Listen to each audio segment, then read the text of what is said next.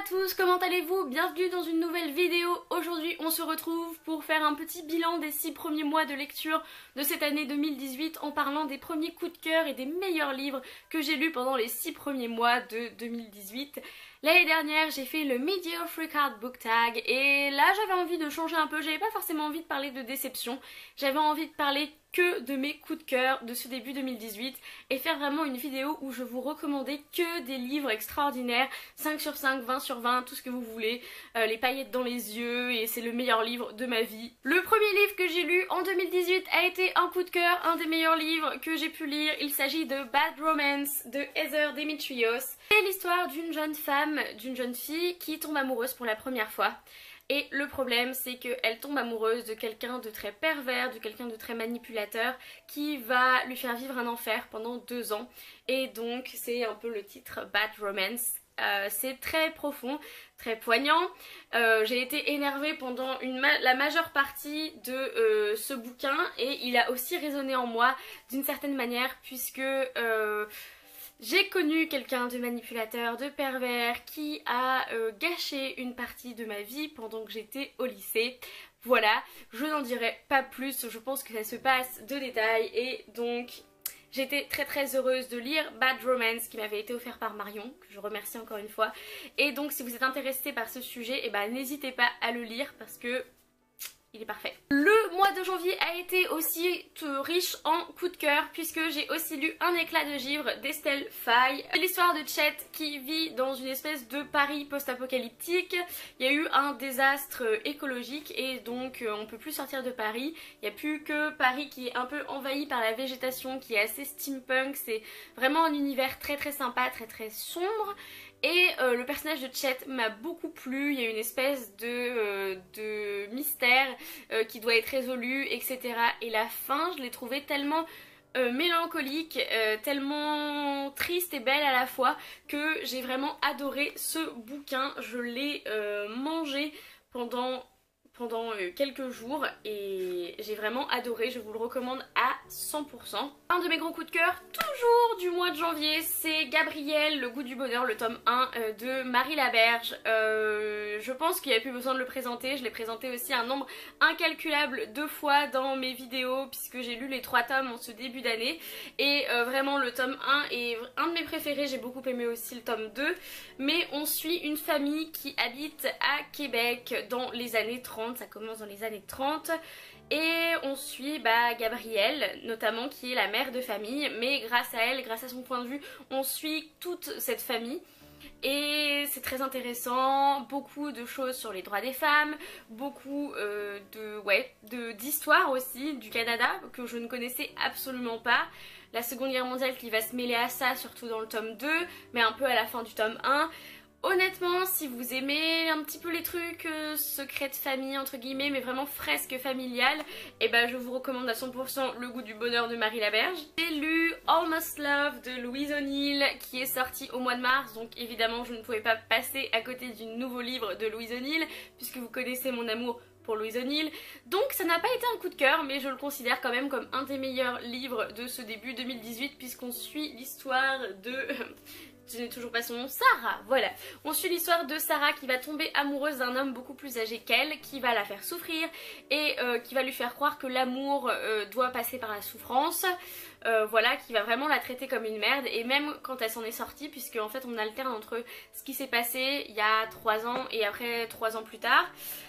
Même 3 ans plus tard, on voit qu'elle n'a pas réussi à se remettre de cette liaison, de cette relation très néfaste. Et je trouve que ça résonne vraiment beaucoup avec des problèmes actuels et je pense que c'est très contemporain à notre société. Et qu'il faudrait que tout le monde le lise parce que c'est assez intéressant. Ouais, les relations qui se terminent mal et qui font mal, c'était un petit peu le thème de ce début 2018 avec Bad Romance, avec Almost Love. Voilà, que de jovialité, que d'amour, que de joie, n'est-ce pas? J'ai lu totalement par hasard How to be a Woman de Caitlin Moran et c'est un des meilleurs livres que j'ai lu dans ce début d'année 2018 puisque c'est l'histoire de Caitlin Moran, c'est son autobiographie féministe et donc elle aborde beaucoup de thèmes qui sont très intéressants, très importants. J'ai beaucoup aimé notamment le chapitre 15 je crois sur l'avortement et un des chapitres sur le poids qui m'a beaucoup plu, qui a plus résonné en moi que certains autres et je le conseille à 2000%. C'est une autobiographie assez sympa à lire, assez rapide à lire. Un livre dont je n'ai toujours pas parlé sur la chaîne parce que je ne sais pas comment en parler en lui faisant justice tellement ça a été une claque pour moi. C'est Why I'm No Longer Talking to White People About Race de Reni Eddo-Lodge. C'est une brève histoire, non, un essai sur le racisme en Grande-Bretagne, sur comment les gens appréhendent les questions de race, le multiculturalisme, etc.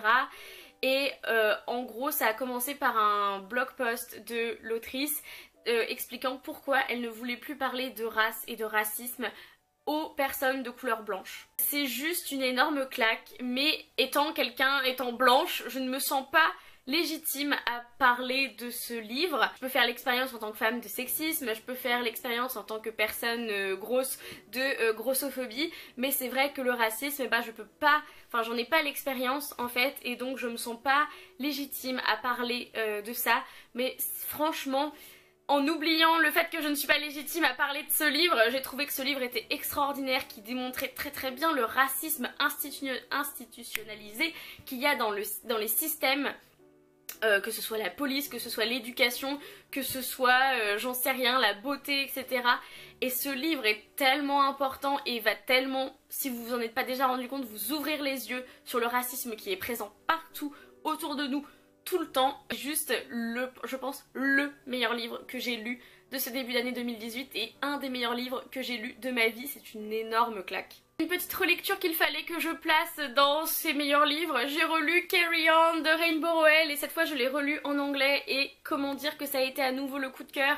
J'avais déjà eu un coup de cœur pour cette histoire l'année dernière, je l'avais lu en français, on me l'avait offert pour mon anniversaire. Et là pour mon anniversaire je me suis dit j'ai envie de relire Carry On.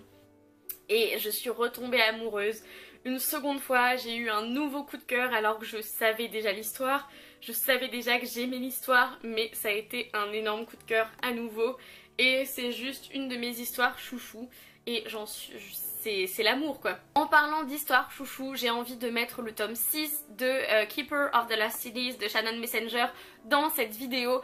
Je ne l'ai pas en format papier puisque je l'ai lu en e-book. Voilà, mais il va bientôt falloir que j'achète le paperback et j'ai adoré ce tome 6. En général là le début d'année a été marqué par les 3 derniers tomes de la saga de Keeper of the Lost Cities, donc Gardien des cités perdues en français, et je suis juste amoureuse de cette histoire, mais le tome 6 a été tellement parfait pour moi. J'ai adoré ce tome 6 et franchement ça a été juste un plaisir, que de la joie pure de pouvoir lire ce livre. Et enfin le dernier livre dont j'ai envie de vous parler c'est The Surface Breaks de Louise O'Neill, qui est la réécriture du conte de la petite sirène. Voilà, vous savez que je l'ai lu, c'est Louise O'Neill, je vous ai déjà parlé de Louise O'Neill dans cette vidéo. J'ai préféré The Surface Breaks à Almost Love, mais ils sont tous les deux très importants. J'ai trouvé qu'il était très bien écrit, j'ai adoré cette réécriture de la petite sirène, j'ai adoré ce que ça disait sur notre société contemporaine, etc.